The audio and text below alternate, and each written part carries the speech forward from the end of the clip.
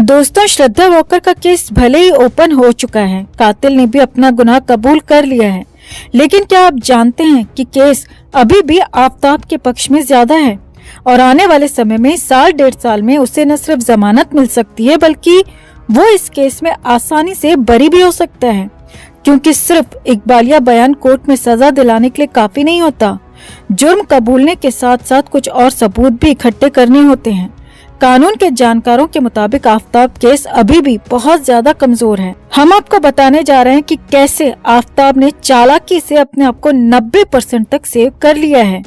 Police लगातार सवाल कर रही है, जवाब भी मिल रहे हैं, लेकिन अभी भी कई ऐसे सवाल हैं जिनके जवाब पुलिस को नहीं मिले। आफताब एक शातिर कातिल की तरह बिहेव कर रहा है और पुलिस को किसी भी सवाल का सटीक जवाब नहीं दे रहा। कुछ सवाल हैं जिनके जवाब पुलिस को अभी तक नहीं मिले हैं, जैसे अपराध में इस्तेमाल हथियार। श्रद्धा की हत्या गला घोंटकर की गई थी, लेकिन उसके 35 टुकड़े करने के लिए आरी का यूज हुआ था। पुलिस को वो आरी भी अभी तक नहीं मिल पाई है। किसी भी हत्या को साबित करने के लिए उसमें प्रयोग होने वाला हथियार सबसे अहम सबूत होता है। इसके बिना केस पीड़ित पक्ष की तरफ से बहुत ज्यादा कमजोर माना जाता है। 6 महीने बीत जाने की वजह से आरी का मिलना मुश्किल हो रहा है, क्योंकि आरी उसने कहां पर फेंकी थी ये अभी तक कोई भी नहीं बता पा रहा। अगर वो आरी मिल जाती है तो उस पर फिंगरप्रिंट के साथ खून के धब्बे भी मिल सकते हैं। इससे कातिल का अपराध साबित करने में बहुत ज्यादा आसानी होगी, लेकिन आरी अभी तक मिसिंग है। इसके अलावा मर्डर के दौरान श्रद्धा ने कौन से कपड़े पहने थे, श्रद्धा ने मर्डर के समय जो कपड़े पहने थे वो कहाँ गए, क्योंकि आफताब ने बॉडी को काटा तो कपड़े भी उतारे होंगे, तो वो कपड़े मिलना भी बहुत ज्यादा जरूरी है। आफताब ने बताया कि उसने वो कपड़े एक कचरा वैन में फेंके थे। वो कचरा वैन कौन सी थी, कहाँ गई, कहाँ पर खाली हुई, ये बात उसने नहीं बताई। ये बात 6 महीने पुरानी है और किसी को पता भी नहीं है कि उसने कचरा कहाँ फेंका था। 6 महीने बाद वो कचरा ढूंढना बहुत ज्यादा मुश्किल ही नहीं, नामुमकिन है, क्योंकि उस कचरे के ऊपर 6 महीने के बाद कितना कचरा पड़ा होगा। आफताब ने एकदम प्रोफेशनल तरीके से कत्ल को अंजाम दिया और प्रोफेशनल तरीके से सारे सबूत नष्ट कर दिए। वो जानता था कि हथियार और कपड़े बहुत ज्यादा अहम सबूत होते हैं, इसीलिए उसने उन्हें ऐसे ठिकाने लगाया कि बाद में अगर मार पिटाई के बाद उन्हें ढूंढना भी पड़े या वो ढूंढना भी चाहे तो वो दोबारा से ना मिल पाए। तीसरी मुश्किल इस केस में यह है कि श्रद्धा का मोबाइल अभी तक नहीं मिला। पुलिस को श्रद्धा का मोबाइल अभी तक नहीं मिल पाया है। वो कहाँ गया, कहाँ नहीं गया, ये अभी तक आफताब ने नहीं बताया। मोबाइल से हत्या का दिन और समय साबित करने में मदद मिल सकती थी। उसकी internet banking, social media login या कुछ और जरूरी बातें उसमें मिलती, लेकिन वो मोबाइल मिलना भी आज की डेट में नामुमकिन सा है। यानी कत्ल का समय साबित करना भी अब एक टेढ़ी खीर हो गया है। अगली मुश्किल इस केस में यह है कि फ्रिज में कटे हुए पार्ट्स के सबूत। पुलिस फ्रिज में कटे हुए टुकड़े रखने को भी साबित नहीं कर पा रही, या कोर्ट में साबित करना होगा तो साबित नहीं कर पाएगी, क्योंकि आफताब ने डीएनए स्ट्रेन को कमजोर करने के लिए हाइड्रोक्लोरिक एसिड का उपयोग करके फ्रिज को एक बार नहीं 10 से ज्यादा बार धोया था, ताकि श्रद्धा के शरीर का डीएनए स्ट्रेन फ्रिज में न रह पाए। यानी कि फ्रिज में लाश के टुकड़े रखे गए थे, ये साबित करने के लिए पुलिस के पास कोई सबूत नहीं है सिवाय आफताब के इकबालिया बयान के। एक और सबसे बड़ी समस्या यह है कि श्रद्धा का जो शरीर था, उसके जो बॉडी पार्ट्स थे, वो सारे अभी तक नहीं मिले हैं। हालांकि 10-12 हड्डियां महरौली दिल्ली के जंगलों में मिल चुकी हैं, लेकिन वो श्रद्धा की हड्डियां हैं, ये अभी तक क्लियर नहीं है। उनको जांच के लिए भेजा जा चुका है, उनकी जांच हो रही है।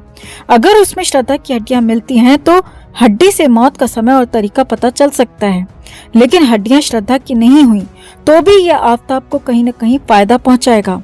मौत का समय पता होना बहुत ज्यादा जरूरी है। उसने कहा है गला घोंटकर हत्या की थी, लेकिन इस चीज को साबित करना भी बहुत ज्यादा जरूरी है। श्रद्धा की हत्या दिन में हुई या रात में, ये अभी भी एक पहेली बना हुआ है। पुलिस को ये बात साबित करनी होगी, तभी केस मजबूत हो पाएगा।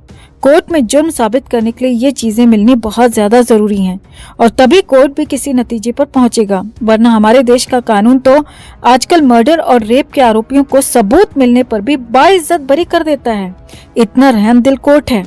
हालांकि पुलिस आफताब की निशानदेही पर कुछ सबूत इकट्ठा कर चुकी है। आफताब ने जहां से फ्रिज खरीदा था वो दुकान मिल गई है और दुकान वाले के बयान दर्ज भी हो चुके हैं। फ्रिज खरीदने की जो रसीद थी वो भी पुलिस को मिल चुकी है। आरी जहां से खरीदी गई वो दुकान भी मिल गई है, दुकानदार की पहचान भी हो गई है और दुकानदार ने भी आफताब को पहचान लिया है। श्रद्धा के पिता का बयान भी दर्ज हो चुका है, जिसमें उन्होंने आफताब पर श्रद्धा को पीटने का बयान और श्रद्धा आफताब के साथ में रहती थी, लिव इन में ये बयान शामिल है। फ्लैट में रहने वाले आसपास के लोगों के साथ श्रद्धा के दोस्तों के भी बयान दर्ज हो चुके हैं।